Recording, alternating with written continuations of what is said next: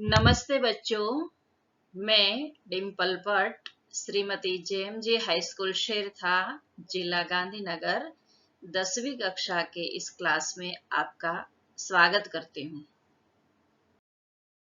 आगे वीडियो में हमने कविता हे जनशक्ति महान का अभ्यास किया था। आज हम इस कविता के स्वाध्याय का अभ्यास करते हैं। प्रश्न 1, निम्नलिखित प्रश्नों के नीचे दिए गए विकल्पों में से सही विकल्प चुनकर खाली जगह भरिए। 1, जनशक्ति की चेतना द्वारा भारत में लाना चाहिए। अ, नवचेतना। ब, परिवर्तन। क, महाक्रांति और ड, नवयुग। आप अपने मन में जवाब सोचकर रखिए। 5, 4, 3, 2, 1 और इसका सही जवाब है क, महाक्रांति। प्रश्न 2, हम हैं नवयुग के। अ, निर्माता। ब, वाहक। क, अग्रदूत और ड, पहरेदार। 5, 4, 3, 2, 1 और सही जवाब है क, अग्रदूत।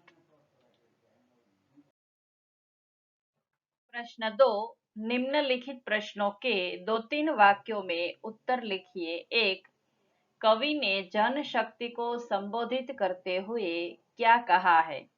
कवि ने जनशक्ति को संबोधित करते हुए कहा है कि हे जनशक्ति महान, तुम खुद जागो और औरों को जगाओ।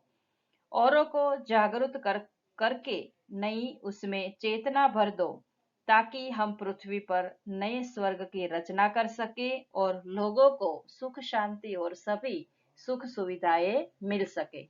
प्रश्न 2, महाजागरण गर्जन से किसकी प्राप्ति होगी? महाजागरण गर्जन से लोगों को सुख सुविधाएं प्राप्त होगी और धरती पर हम एक स्वर्ग की रचना भी कर सकते हैं और हमें नए ढंग के संसार का निर्माण करना है। प्रश्न 3, हम नवयुग के अग्रदूत कैसे बन सकते हैं?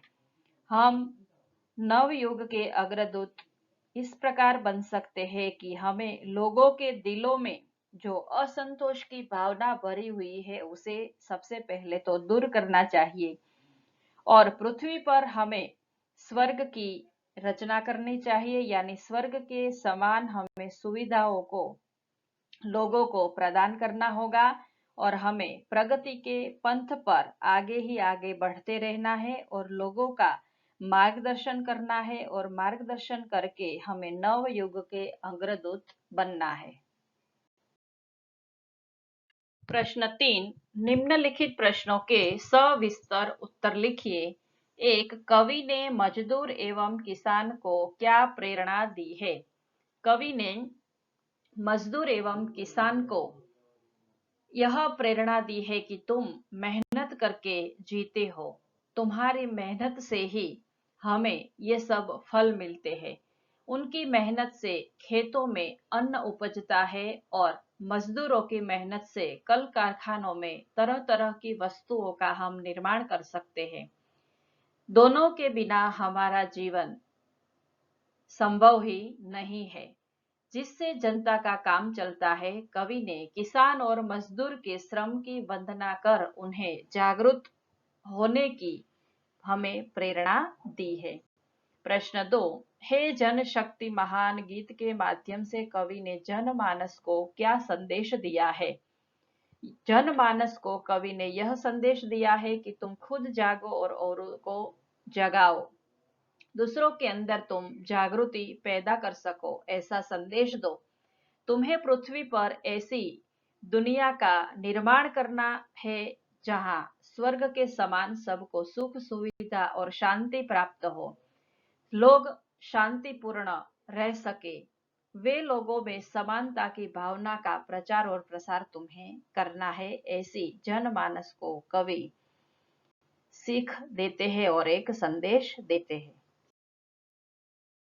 प्रश्न 4, निम्नलिखित शब्दों के दो दो पर्यायवाची शब्द लिखिए। अविराम, लगातार, निरंतर, हमेशा, मेघा, बुद्धि, शक्ति, अभिमान, घमंड, अहंकार, जल्दी, सागर, समुद्र। प्रश्न 5, निम्नलिखित शब्दों के विलोम शब्द लिखिए। संतोष, असंतोष, निर्माण, विनाश, प्रकाश, अंधकार, विजय, हार। प्रश्न 6, निम्नलिखित शब्दों की संधि विच्छेद कीजिए। उन्नति, उत प्लस नति, नाविक, नौ प्लस इक, विजयोन्मादी, विजय प्लस उन्मादी। पाठ में आए हुए समास देखते हैं। जनशक्ति तत्पुरुष समास, महाजागरण कर्मधारय समास, मजदूर किसान द्वंद्व समास, नवयोग कर्मधारय समास। शब्द समूह के लिए एक शब्द है जिसका विराम न हो, अविराम, जो कभी मरता नहीं है, अमर, देवताओं का लोक स्वर्ग, और जो मिले उसी से प्रसन्न रहने का भाग, संतोष। भाववाचक संज्ञा महान, महानता, जागना, जागरण, गरजना, गर्जन, मजदूर, मजदूरी, किसान, किसानी। धन्यवाद।